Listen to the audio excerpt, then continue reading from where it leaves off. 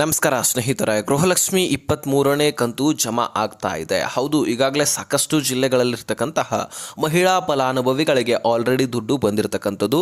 ನಿನ್ನೆನೂ ಕೂಡ ಕಮೆಂಟ್ ಮಾಡಿದ್ದಾರೆ, ಮೊನ್ನೆನೂ ಕೂಡ ಕಮೆಂಟ್ ಮಾಡಿದ್ದಾರೆ, ಹಾಗೆ ಇಂದು ಕೂಡ ಕೆಲವೊಂದಿಷ್ಟು ಕಮೆಂಟ್ಗಳು ಕೂಡ ಬಂದಿದ್ದಾವೆ. ಅಂದಾಜು ಈಗಾಗಲೇ ಸುಮಾರು 15 ಲಕ್ಷದಿಂದ 17 ಲಕ್ಷದವರೆಗೂ ಫಲಾನುಭವಿಗಳಿಗೆ ದುಡ್ಡು ಜಮಾ ಆಗಿದೆ ಅನ್ನುವಂತಹ ಮಾಹಿತಿ ಸಿಕ್ಕಿರ್ತಕ್ಕಂಥದ್ದು. ಆದರೆ ಈಗ 1,22,00,000 ಫಲಾನುಭವಿಗಳಿದ್ರಿ. ಸದ್ಯಕ್ಕೆ ಸಿಕ್ಕಿರ್ತಕ್ಕಂತಹ ಇನ್ಫಾರ್ಮೇಶನ್ ಪ್ರಕಾರ ಸುಮಾರು 2 ಲಕ್ಷಕ್ಕಿಂತ ಹೆಚ್ಚಿನ ಮಹಿಳೆಯರಿಗೆ ದುಡ್ಡು ಜಮಾ ಆಗೋದಿಲ್ಲ ಅಂತ ಹೇಳಲಾಗ್ತಾ ಇದೆ. ಹಾಗಾದರೆ ಯಾಕೆ ಜಮಾ ಆಗೋದಿಲ್ಲ, ಅದಕ್ಕೆ ಕಾರಣಗಳೇನು? ಎಲ್ಲ ಕಂತುಗಳು ಬೇಕು ಅಂದರೆ ಈ ಕೆಲಸ ನೀವು ಮಾಡಲೇಬೇಕಾಗಿರ್ತಕ್ಕಂಥದ್ದು. ಸ್ನೇಹಿತರೆ, ನೀವು ಎಲಿಜಿಬಲ್ ಇಲ್ಲ, ನಿಮ್ಮ ಖಾತೆಗಳಿಗೆ ಬರೋದಿಲ್ಲ, ಅದು ಒಂದು ಕಡೆ. ಆದರೆ ನೀವು ಎಲಿಜಿಬಲ್ ಇದ್ರೂ ಸಹಿತ ನಿಮ್ಮ ಖಾತೆಗಳಿಗೆ ದುಡ್ಡು ಬರ್ತಾ ಇಲ್ಲ ಅಂದರೆ ಅದಕ್ಕೆ ಕಾರಣಗಳು ಇದ್ದಾವೆ. ಕಾರಣ ಇಲ್ಲ, ಸುಮ್ಮನೆ ತೆಗೆದಾಕಿದಾರಂತ ನೀವು ಸರ್ಕಾರದ ಮೇಲೆ ನೀವು ಧೋರಣೆಯನ್ನು ಕೊಡಬಹುದು. ಆದರೆ ಅದಕ್ಕೆ ಕಾರಣ ಇದೆ. ಆ ಕಾರಣಗಳನ್ನೇ ನಾನು ನಿಮ್ಮ ಮುಂದೆ ಇಡುವಂತಹ ಪ್ರಯತ್ನ ಮಾಡ್ತೀನಿ. ಸೊ ತೀರಾ ಇಂಪಾರ್ಟೆಂಟ್ ಮಾಹಿತಿ. ಇನ್ನೂ ಕೂಡ ನಿಮಗೆ ಸುಮಾರು 10ರಿಂದ 15 ಕಂತುಗಳಾದರೂ ಬರ್ತಾವಪ್ಪ ಅಬ್ಬಬ್ಬ ಅಂದರೆ ಲೇಟ್ ಮಾಡಿ ಅಥವಾ ಹೇಗೋ ಜಮಾ ಮಾಡಲಿ ಸರ್ಕಾರ, ಒಟ್ಟಾರೆಯಾಗಿ 15 ಕಂತುಗಳಾದರೂ ಬರ್ತವೆ ಅಂದರೆ ಸುಮ್ಮನೆ ನಿಮಗೆ 30,000 ಮನೆಯಲ್ಲಿ ಕುಂತ್ಕೊಂಡೇ ಸಿಗ್ತವೆ. ಯಾಕೆ ಕಳ್ಕೊಳ್ತೀರಾ? ಏನು ಕೆಲಸ ಮಾಡಬೇಕಾಗಿದೆ ಅದನ್ನು ಗಮನ ಹರಿಸಿ. ಒಂದು ದಿವಸದ ಕೆಲಸ ಮಾತ್ರ ಅಥವಾ ಒಂದು ತಾಸಿನ ಕೆಲಸ ಇರುತ್ತೆ, ಅದನ್ನು ನಿಮ್ಮಲ್ಲೇ ಏನೋ ಸರಿಪಡಿಸ್ಕೊಳ್ಬೇಕಾಗಿರುತ್ತೆ ಅಷ್ಟೇ. ಹಾಗಾಗಿ ನೀವು ವಿಡಿಯೋನ ಆದಷ್ಟು ಕೊನೆವರೆಗೂ ವಾಚ್ ಮಾಡಿ. ಚಾನಲ್ಗೆ ಸಬ್ಸ್ಕ್ರೈಬ್ ಮಾಡಿಲ್ಲ ಅಂದರೆ ಈ ವಿಡಿಯೋ ಇಂಪಾರ್ಟೆಂಟ್ ಅನಿಸಿದರೆ ಮಾತ್ರ ಸಬ್ಸ್ಕ್ರೈಬ್ ಮಾಡಿಕೊಂಡು ನೋಟಿಫಿಕೇಶನ್ ಆಲ್ ಅಂತ ಸೆಟ್ ಮಾಡ್ಕೊಳ್ಳಿ.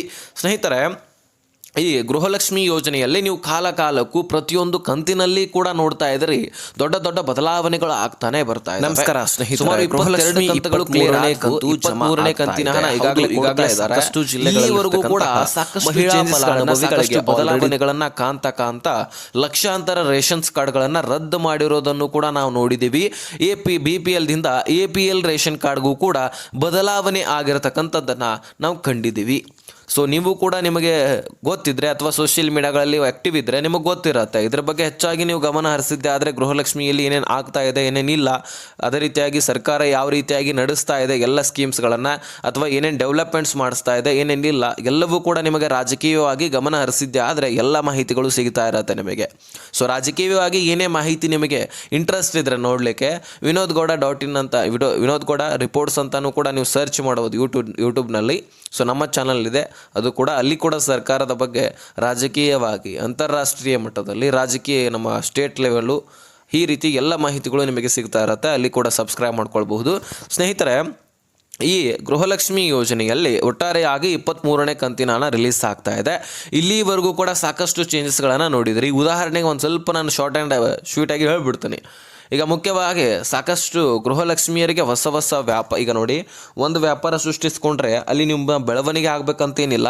ಬೆಳವಣಿಗೆ ಆಗಬಹುದು ಅಥವಾ ಆಗದೇ ಇರಬಹುದು, ಲಾಸ್ ಕೂಡ ಆಗ್ಬೋದು, ಲಾಭ ಕೂಡ ಆಗ್ಬೋದು, ದೊಡ್ಡ ಮಟ್ಟಿಗೆ ಲಾಭ ಆಗಬಹುದು. ಅಂತಹದ್ರಲ್ಲಿ GST ಪೇಯರ್ ಅಂತಲೂ ಕೂಡ ಆಗಿಬಿಡುತ್ತೆ. ಅಂತಹ GST ಪೇಯರ್ಗೆ, ಇನ್ಕಮ್ ಟ್ಯಾಕ್ಸ್ ಪೇಯರ್ಗೆ ಅಂತೂ ತೊಗೊಳ್ಳೋದಿಲ್ಲ. ಇದು ನಿಮಗೆ ಗೊತ್ತಿರ್ತಕ್ಕಂಥದ್ದನ್ನು ಶಾರ್ಟ್ ಆಗಿ ಹೇಳ್ತಾ ಇದ್ದೀನಿ. ಇನ್ನು ಸರ್ಕಾರಿ ನೌಕರಸ್ಥರು ಹೆಚ್ಚಿನ ಪ್ರಮಾಣದಲ್ಲಿ ಒಂದೇ ಮನೆಯಲ್ಲಿ ಒಂದೇ ರೇಷನ್ ಕಾರ್ಡ್ನಲ್ಲಿ ಹೆಸರಿಂತಂಥವರಿಗೆ ಸರ್ಕಾರಿ ನೌಕರರು ಆಗಿದ್ದೆ ಆದರೆ ಅದು ಸರ್ಕಾರಕ್ಕೆ ಗಮನಕ್ಕೆ ಆಲ್ರೆಡಿ ಬಂದುಬಿಟ್ಟಿರುತ್ತೆ. ಹಾಗಾಗಿ ನಿಮ್ಮ ರೇಷನ್ ಕಾರ್ಡ್ ಕೂಡ BPL ಇದ್ದರೆ APL ಇದ್ದರೆ ರದ್ದಾಗೋದು, ಈ ರೀತಿ ನಡೆಯುತ್ತೆ. ಇನ್ನು ಸ್ನೇಹಿತರೆ, ಒಂದೇ ಮನೆಯಲ್ಲಿ 2-3 ರೇಷನ್ಸ್ ಕಾರ್ಡ್ಗಳು ಇದ್ದಿದ್ದೆ ಆದರೆ ನಿಮಗೆ ಗೊತ್ತಿದೆ, ಸರ್ಕಾರ ಮೊದಲಿನಿಂದನೂ ತಿಳಿಸ್ಕೊಳ್ತಾ ಬರ್ತಾ ಇದೆ, ಒಂದು ರೇಷನ್ ಕಾರ್ಡ್ನಲ್ಲಿ ಎಲ್ಲರ ಹೆಸರನ್ನು ಸೇರ್ಪಡೆ ಮಾಡ್ಕೊಳ್ಳಿ, ಇಲ್ಲಾಂದರೆ ಸರ್ಕಾರಕ್ಕೆ ಲಾಸ್ ಆಗ್ತಾ ಇದೆ. ಅದರಲ್ಲಿ ಮುಖ್ಯವಾಗಿ ಒಂದೇ ರೇಷನ್ ಕಾರ್ಡ್ನಲ್ಲಿ ಹೆಸರನ್ನು ಸೇರ್ಪಡೆ ಮಾಡ್ಕೊಳ್ಬೇಕಂತ ಹೊಸ ರೂಲ್ಸನ್ನೇ ತಂದುಬಿಟ್ರು. ಯಾಕಂದರೆ ರೇಷನ್ ಏನೋ ಸಿಗುತ್ತೆ, ಬೇರೆ ಬೇರೆ ರೇಷನ್ ಕಾರ್ಡ್ ಇದ್ರೂ ಸಿಗುತ್ತೆ, ಒಂದೇ ರೇಷನ್ ಕಾರ್ಡ್ನಲ್ಲಿ ಇದ್ರೂ ಸಿಗುತ್ತೆ. ಆದರೆ ಗೃಹಲಕ್ಷ್ಮಿ ಯೋಜನೆಯಲ್ಲಿ ದುಡ್ಡನ್ನು ಹಾಕಬೇಕಲ್ವ ಸರ್ಕಾರ. ಸೊ ನಿಮ್ಮ ಕುಟುಂಬ ಅಷ್ಟೇ ಇರೋದಿಲ್ಲ, ಕೋಟ್ಯಾಂತರ ಕುಟುಂಬಗಳಿದ್ದಾವೆ. ಹಾಗಾಗಿ ಸರ್ಕಾರಕ್ಕೆ ಕೋಟಿಗಟ್ಟಲೆ ಲಾಸ್ ಆಗುತ್ತೆ. ಬರೀ 2 ಕೋಟಿ 3 ಕೋಟಿ ಅಲ್ಲ, 20-30 ಕೋಟಿವರೆಗೂ ಕೂಡ ಸರ್ಕಾರಕ್ಕೆ ದುಡ್ಡು ಲಾಸ್ ಆಗುತ್ತೆ. ಹಾಗಾಗಿ ಇದು ಸರ್ಕಾರ ನಿಮಗೆ ತಿಳಿಸ್ತಕ್ಕಂಥದ್ದು, ಒಂದೇ ರೇಷನ್ ಕಾರ್ಡ್ನಲ್ಲಿ ಹೆಸರನ್ನು ಸೇರ್ಪಡೆ ಮಾಡಬೇಕಂತ. ಇದು ಕೂಡ ನಿಮಗೆ ಆಲ್ರೆಡಿ ಗೊತ್ತಿರ್ಬೋದು ಅಥವಾ ಗೊತ್ತಿಲ್ಲದೇ ಇರ್ಬೋದು.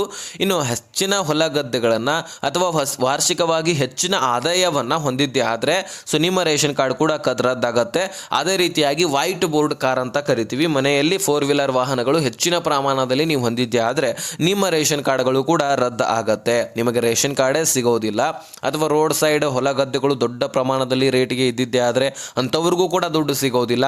ಇಂತಹದ್ದೆಲ್ಲವೂ ಕೂಡ ಸರ್ಕಾರ ಗಮನ ಇಟ್ಕೊಂಡು ಆಹಾರ ಇಲಾಖೆಗೆ ಮುಖ್ಯವಾಗಿ ಕಂದಾಯ ಇಲಾಖೆಯಿಂದ ಇನ್ಫಾರ್ಮೇಷನ್ ಹೋಗುತ್ತೆ ಹೊಲ ಗದ್ದೆಗಳ ಬಗ್ಗೆ, ಇನ್ನು ಸಾರಿಗೆ ಇಲಾಖೆಯಿಂದ ವಾಹನಗಳ ಬಗ್ಗೆ ಮಾಹಿತಿ ಹೋಗುತ್ತೆ. ಇದನ್ನು ಮುಂದಿಟ್ಟುಕೊಂಡು ಸರ್ಕಾರ ಏನು ಮಾಡುತ್ತೆ, ಆಹಾರ ಇಲಾಖೆ ರದ್ದು ಮಾಡುವಂತಹ ಕೆಲಸ, APLಗೆ ಕನ್ವರ್ಟ್ ಮಾಡುವಂತಹ ಕೆಲಸ ಮಾಡ್ತಾ ಇರುತ್ತೆ. ಇದರಲ್ಲಿ ವಿಷಯಗಳು ನಿಮಗೆ ಗೊತ್ತಿರ್ಬೋದು ಅಥವಾ ಗೊತ್ತಿರದೇ ಇರ್ಬೋದು, ತಿಳಿಸ್ದೇನೆ. ಇನ್ನು ಎಲಿಜಿಬಲ್ ಇದ್ರೂ ಸಹಿತ ದುಡ್ಡು ಯಾಕೆ ಬರ್ತಾ ಇಲ್ಲಪ್ಪ, ಯಾಕೆ 2 ಲಕ್ಷ ಮಹಿಳೆಯರನ್ನು ತೆಗೆದಿದ್ದಾರೆ? 2 ಲಕ್ಷ ಅಷ್ಟೇ ಅಲ್ಲ, ಇನ್ನೂ ಹೆಚ್ಚಿನ ಮಹಿಳೆಯರು ಸಿಗ್ತಾರೆ. ನಾನು ಹೇಳೋದನ್ನು ಕೇಳಿಸ್ಕೊಳ್ತಾ ಹೋಗಿ. ಏನು UHID ಜನ್ರೇಟ್ ಮಾಡಿ ಜಾತಿ ಗಣತಿ ಅಂತ ಮಾಡ್ತೀವಂತ ಹೇಳ್ಬಿಟ್ಟು ಜಾತಿ ಗಣತಿಯನ್ನು ಕೂಡ ಮಾಡಿಕೊಂಡ್ರು. ಆ ಜಾತಿ ಗಣತಿಯನ್ನು ಮಾಡೋದಕ್ಕೆ ಉದ್ದೇಶ ಏನಿತ್ತು ಅನ್ನುವಂಥದ್ದನ್ನ ಬಗ್ಗೆ ನಾವು ಹೆಚ್ಚಾಗಿ ತಿಳ್ಕೊಳ್ಳೋದೇನು ಬೇಡ. ಯಾಕಂದರೆ ಇಲೆಕ್ಷನ್ನಲ್ಲಿ ನಿಮಗೆ ಗೊತ್ತಿರ್ಬೋದು, ಇವ್ರ ಒಂದು ಅಂದರೆ ಈ ಜಾತಿಯವ್ರದ್ದು ಹೋಟ್ ನಮಗಪ್ಪ, ಈ ಜಾತಿಯವ್ರದ್ದು ಹೋಟ್ ನಮಗೆ ಫಿಕ್ಸಪ್ಪ, ಈ ರೀತಿ ಅಳಿಲಿಕ್ಕೆ ಜಾತಿ ಗಣತಿ ಮಾಡಿದಾರಂತ ಅನ್ಕೊಳ್ಬಹುದು. ಇನ್ಯಾವುದೋ ಉದಾಹರಣೆ ಕಾರಣಗಳು ಇರ್ಬೋದು, ಅದು ನಿಮಗೆ ಗೊತ್ತಿದೆ ಕಮೆಂಟ್ ಮಾಡಿ. ಸೊ ಇನ್ನು ಈ ಜಾತಿ ಗಣತಿಯ ಸಂದರ್ಭದಲ್ಲಿ ಬರೀ ಜಾತಿ ಯಾವುದಪ್ಪ ಅಂತ ಕೇಳಿಲ್ಲ ನಿಮಗೆ, ಎಷ್ಟು ಜನ ಇದೀರಿ, ಅವರು ಯಾವ್ಯಾವ ಶಿಕ್ಷಣವನ್ನು ಕಲ್ತಿದ್ದಾರೆ, ಅಂದರೆ ನೌಕರಿಯನ್ನು ಹೊಂದಿದ್ದಾರೆ, ಸರ್ಕಾರಿ ನೌಕರಿಯಸ್ಥರು ಯಾರಿದ್ದಾರೆ, ಪ್ರೈವೇಟ್ ಯಾವ್ಯಾರ ನೌಕರಿಯನ್ನು ಮಾಡ್ತಾ ಇದ್ದಾರೆ, ಹೊರದೇಶದಲ್ಲಿ ಕೆಲಸ ಮಾಡ್ತಿದ್ದಾರಾ, ಅಂದರೆ GST ಪೇಯರ್ ಆಗುವಾಗ ಏನಾದರೂ ಇದ್ದಿದ್ದಾರಾ, ಅಥವಾ ಇನ್ಕಮ್ ಟ್ಯಾಕ್ಸ್ ಪೇ ಮಾಡೋ ಮಟ್ಟಿಗೆ ಏನಾದರೂ ವಾರ್ಷಿಕ ಆದಾಯ ಇದೆಯಾ, ದೊಡ್ಡ ದೊಡ್ಡ ಮನೆಗಳಿದಾವ, 1,000 ಒಂದು ಚದರ ಮೀಟರ್ಷ್ಟು ಮನೆ ಇದೆಯಾ, ಬಾಡಿಗೆ ಏನಾದರೂ ಮನೆಗಳನ್ನು ಕೊಟ್ಟಿದ್ದಾರಾ, ಹೊಲೆ ಗದ್ದೆಗಳು ಎಷ್ಟಿದ್ದಾವೆ, ಮನೆಯಲ್ಲಿ ಮೀಟರ್ಗಳು ಎಷ್ಟಿದ್ದಾವೆ, ಈ ಎಲ್ಲ ವಿಷಯದ ಕುರಿತಾಗಿ ಮಾಹಿತಿಯನ್ನು ಕಲೆಕ್ಟ್ ಮಾಡ್ಕೊಂಡಿದ್ದಾರೆ. ಇದಷ್ಟೇ ಅಲ್ಲದೆ ವಾಹನಗಳು ಎಷ್ಟಿದ್ದಾವೆ, ನಿಮ್ಮ ಮನೆಯಲ್ಲಿ ರೇಷನ್ಸ್ ಕಾರ್ಡ್ಗಳು ಎಷ್ಟಿದ್ದಾವೆ, ಇದೆಲ್ಲವನ್ನು ಕೂಡ ಅಳ್ಕೊಂಡು ಇದು ಸರ್ಕಾರಕ್ಕೆ ಇನ್ಫಾರ್ಮೇಷನ್ ಕೊಡುವಂತಹ ಕೆಲಸ ಮೊನ್ನೆ ಆಗಿದೆ. ಅದರಲ್ಲಿ ಈಗ ಸದ್ಯಕ್ಕೆ ಇಷ್ಟಷ್ಟೇ ಸಿಕ್ಕಿದ್ದಾರೆ, ಇನ್ನೂ ಕೂಡ ಸಿಗುತ್ತಾರೆ, ಖಂಡಿತವಾಗಲೂ ಸಿಗುತ್ತಾರೆ. ಹಾಗಾಗಿ ಇದೆಲ್ಲವನ್ನು ಗಮನದಲ್ಲಿಟ್ಟುಕೊಂಡು ರೇಷನ್ ಕಾರ್ಡನ್ನು ರದ್ದು ಮಾಡ್ತಾ ಇದೆ. ಇನ್ನು ಎಲಿಜಿಬಲ್ ಇದ್ರೂ ಸಹಿತ ಜಮಾ ಆಗ್ತಾ ಇಲ್ಲ. ಅಂದರೆ ಒಂದು, ನಿಮ್ಮ ಬ್ಯಾಂಕ್ ಅಕೌಂಟು ಚಾಲ್ತಿಯಲ್ಲಿ ಇರೋದಿಲ್ಲ. ಕಾರಣ ಇಷ್ಟೇ, ನಿಮ್ಮ ಅಕೌಂಟ್ನಲ್ಲಿ ದುಡ್ಡು ಹಾಕೋದು ತೆಗೆಯೋದು ಮಾಡ್ತಾ ಇದ್ದರೆ ಅದು ಆ್ಯಕ್ಟಿವ್ ಇರುತ್ತೆ. ಅದನ್ನು ಯೂಸೇ ಮಾಡಲಿಲ್ಲಪ್ಪ ಅಂದರೆ, ಈಗ ನೋಡಿ ಉದಾಹರಣೆಗೆ ಒಂದು ವಸ್ತು ಇಟ್ಟರೆ ನೀವು ಧೂಳು ಬಿಡುತ್ತೆ, ಅದನ್ನು ನೀವು ವಾಷಬಲ್ ಮಾಡ್ಕೊಳ್ತಾ ಇರಬೇಕು ಅಥವಾ ಅದನ್ನು ಯೂಸ್ ಮಾಡ್ಕೊಳ್ತಾ ಇರಬೇಕು ಡೆಸ್ಟ್ರಾಯ್ ಆಗೋವರೆಗೂ. ಹಾಗಾಗಿ ನೀವು ಬ್ಯಾಂಕ್ ಅಕೌಂಟನ್ನು ಕೂಡ ಯೂಸ್ ಮಾಡ್ಕೊಳ್ತಾ ಇರಬೇಕು. ಡೆಬಿಟು ಕ್ರೆಡಿಟು ಅಕೌಂಟ್ನಲ್ಲಿ ದುಡ್ಡು ಹಾಕೋದು ತೆಗೆಯೋದು ಈ ರೀತಿ ಮಾಡ್ತಾ ಇರಬೇಕು, ಜಮಾ ಮಾಡಬೇಕು ಅಥವಾ ತೆಗಿಬೇಕು, ಈ ರೀತಿ ಇರುತ್ತೆ ಸರ್ ಒಂದು ಬ್ಯಾಂಕ್ನವ್ರಿಗೆ.